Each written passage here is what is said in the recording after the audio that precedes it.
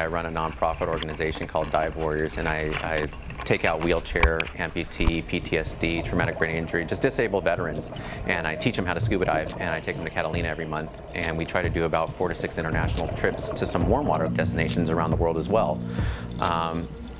This organization was started in February of 2016. I've been helping nonprofits for a long time, but when this came along, because I'm a disabled veteran myself, nothing's meant to me more as being a scuba instructor and being able to donate my time and give up my time for my brothers and sisters. So my goal after this would to be work at the VA system and continue helping disabled veterans. And at the same time, maybe do a little bit of inside recruitment. If somebody's in a wheelchair or somebody's missing a limb, and I just see somebody struggling even when they're coming in just to work on their teeth, maybe it's an opportunity for them to not go down the beaten path of 22 veterans a day committing suicide. Our organization likes to teach people how to scuba dive. And then we like to have the follow through with taking them out to Catalina every single month. Most of the other organizations that are out there that are even trying to do something like this, they'll teach them, they'll certify them, and say see you later and let them go. It's a one-time thing.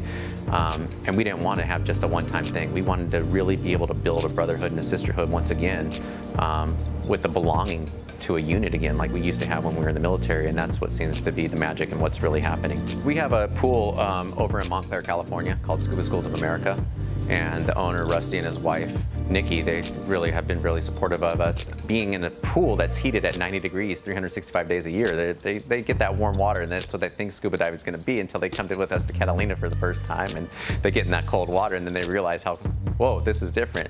But for those guys that are coming out, nobody really complains about the cold.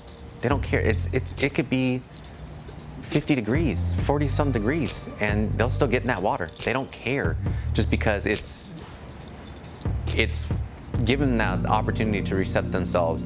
And we have one of our guys there. His name is Jared Lemon. He actually lost his right arm because when he was blown up in an IED, and he just talks about the demons that sit inside from the things that you see and the things that you had to do at such a young age. But every time you go underneath the water, it just calms those demons, and it just really gives you that peace. And for me personally, I have tinnitus. My ears don't ever stop ringing. It's annoying, it's aggravating, it's been going on for 20 years now.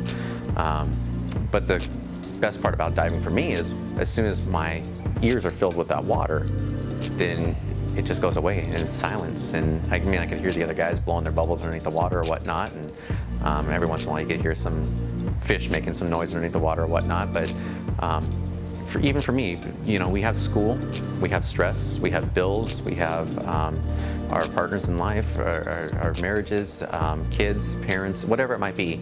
And just everything sits on our shoulders a lot more than it should.